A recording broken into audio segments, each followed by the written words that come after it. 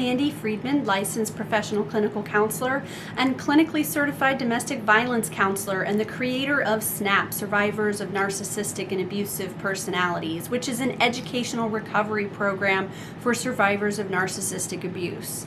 Today we're going to talk about 8 rules for recovery. Number 1, healthy people only. Healthy people only! We are savers and fixers, and we're non-judgmental, and we see ourselves as a work in progress. So we have no issue bringing people close to us who are a wreck, who are not healthy. And it doesn't mean that they never will be healthy. We're all a work in progress. That's true. The point is that you're in recovery, and creating your bubble of health means removing toxic presence, no matter what that toxic presence is. And if someone in your life is unwell and unhealthy and behaving that way, we need to change our relationship status with that person so that they don't have intimate access to us. It doesn't mean that they're never going to get better. It doesn't mean that they're a terrible person and that we don't love them. It just means that we can't have them around us all the time, and we can't be involved in that on a regular basis because it stunts our own growth. Right? And it keeps us stuck. And we wind up spending so much of our own time and attention and energy and emotion trying to help them, fix them, save them, to get them healthier. Sharing with them what you learn in therapy, sharing with them things you learn from these videos, and hey, this could help you. It's not your job. And they are on their own life path. So as an empathic survivor of abuse, it's really, really easy to collect and adopt people who need help. We got to stop that behavior. Number 2, self-care has to be a number 1 priority. It has to be. All the bit of toxic stress and trauma that you have endured has created medical problems within your body, whether you know about it or not yet. Trauma and abuse affects you physically and mentally. And we have to learn how to take care of ourselves and to create a lifestyle that allows us to be healthy. So self-care would mean going to the doctor, going to the dentist, perhaps taking walks regularly, exercising, having downtime where you don't have a bunch of stuff to do. So saying no to invitations and saying no to responsibilities in order to prioritize self-care. There are going to be people in your life that don't like this, and they're going to push back when you say, I'm sorry, no, I can't do that because I have to do this other thing for myself. They might treat you like you're being selfish and self-centered. Who cares, right? This is about you becoming the you've always meant to be, where you're healthy and happy. So self-care, you don't have a choice. You have to do it, all right? I hope I've impressed that upon you enough. Self-care is so important. Number 1 priority for you. Number 3, set and maintain boundaries. This is really hard for us. We're not used to setting boundaries, and the hardest part of setting boundaries is maintaining those boundaries. So learning to do that takes practice. But in order to perform our self-care, right, we're going to have to set boundaries with people so that we have the time and the attention to devote to it. If you need help with boundary setting, there's a lot of videos on my YouTube channel that can help you with that. I also have webinars on lovefraud.com. There's also a book called Boundaries by Dr. Henry Cloud. But we've got to learn to set them, you guys. Number 4, say no without explaining.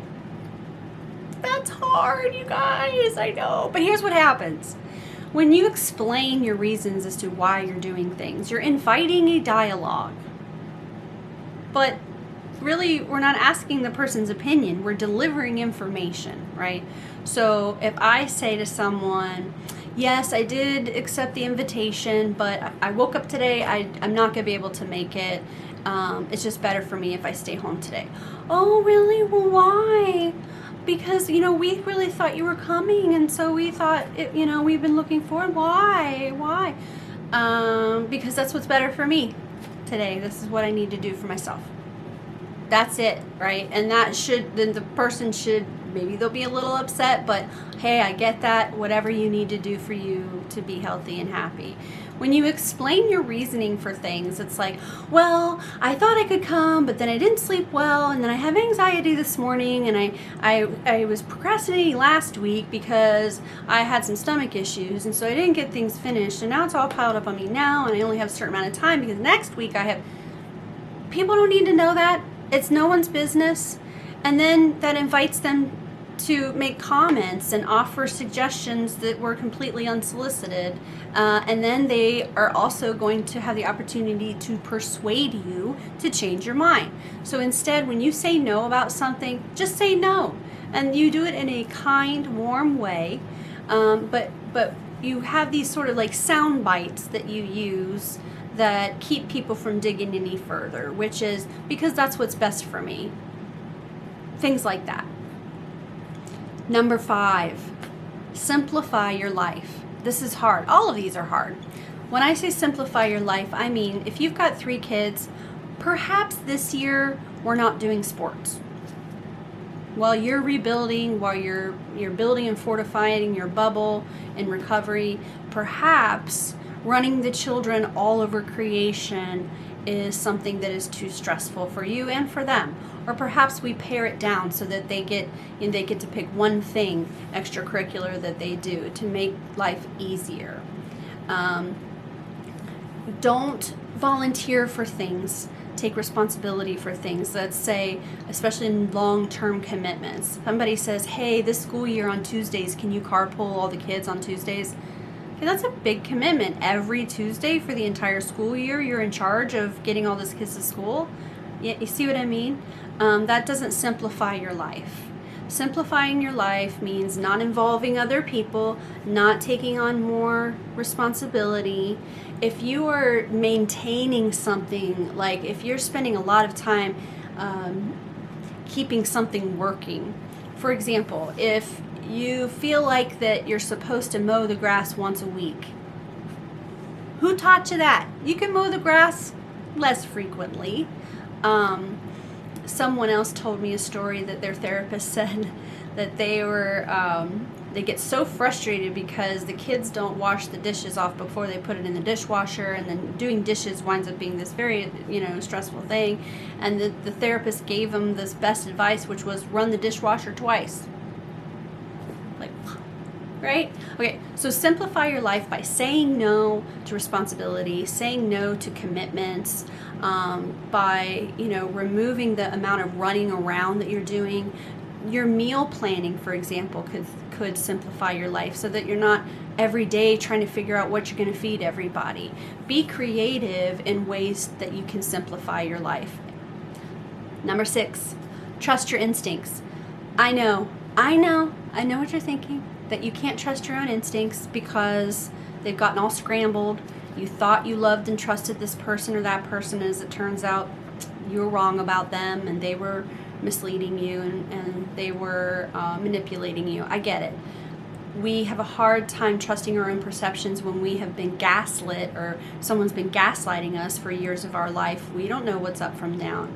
But part of living in recovery from narcissistic abuse is learning to notice your instincts and trust them again, because they're there and they are working. It's just they were working overtime for a long period of time, right? And then you were suppressing those feelings. So your instincts were going off, alarm bells were going off when you were in your abusive relationship. But as a coping tool, you masked those things and pushed them down, right? But now we're going to learn how to identify them and utilize them to protect you. Your instincts are something that's very important, and we do tend to have very good instincts. It's just they were weaponized and used against us, and it got all scrambled up. But as we recover, we start to regain connection with our instincts. So if you have a bad feeling about a people, a place, or environment, or an event, listen to your instincts.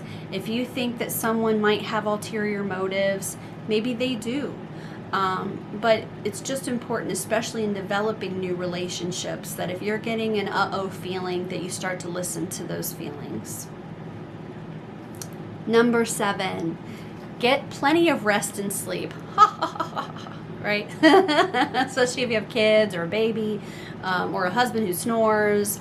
or you have insomnia, it's really hard to do. However, you can examine your sleep hygiene. You can shift your schedule around. You can ask for help. There are things you can do, changes you can make to enhance the quality of your rest and your sleep, including designating a certain time to you just resting. That on Sundays, for example, you don't do anything other than what needs to be done around the house. And you don't go over to other people's houses for dinner and hang out. You don't invite people over. On Sundays is a you day. That would be an example of prioritizing your sleep and your rest, is to just clear the way so that it could happen. I understand that a lot of us have a problem sleeping. I do too. But because I am blessed, I have enough room in my house that I have my own room and my husband snores, so that doesn't stop me anymore from sleeping, right? That was a tough decision, but I did it, and it works better for us now in the long run. Prioritizing sleep is so important in recovery because our brains are healing and new neural pathways are forming, and the brain needs sleep in order to heal and to grow and to change back into the healthy version it needs to be. Number 8, practice mindfulness. Mindfulness is a helpful tool for the moments when you are struggling, and you are especially struggling with some unhealthy thought patterns that are going on, or you're having waves of grief or waves of anger, or you're having withdrawal. If you are trauma bonded to someone and you're longing for them and craving them, mindfulness can really help keep you centered and grounded so that you don't act on those feelings and you don't act on those thoughts. We have to endure the thoughts and the feelings. Like I say, it's like a dirty diaper. You just got to sit in it. It sucks, I know.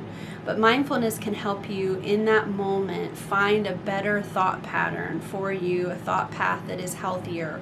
Or if you're really trying to practice mindfulness, we're trying to find our quiet mind. And that's the space between the thoughts.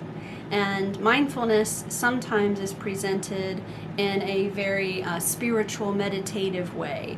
And I think there's a lot of value in that. However, I like to describe it in a neurobiological way and in a very practical sense, which is that we've been taught in Western culture, I am my thoughts, which isn't true.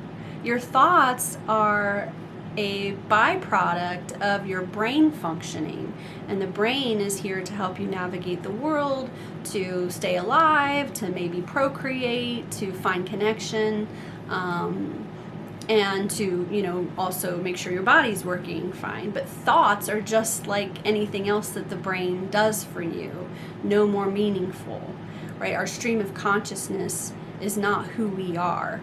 Those are just thoughts. Who we are is our energy and our consciousness, our ability to observe our own thoughts. That's who you are, your being, your energy, your spirit, okay? And getting to the point where you realize that my thoughts aren't really that meaningful. I'm the one that chooses to assign so much weight and so much meaning to thoughts that I have. I could think about a purple dinosaur all day and be thinking, not really notice that that's what I'm thinking about, right? Purple dinosaur makes no sense. Why am I thinking about that all day? Or if you're anxious or traumatized, you're, why am I thinking about a purple dinosaur all day? There must be something wrong with me. What does that mean? That's you doing that, right? You could think about it and go, that's meaningless. That doesn't help. Or you can really blow it up into something.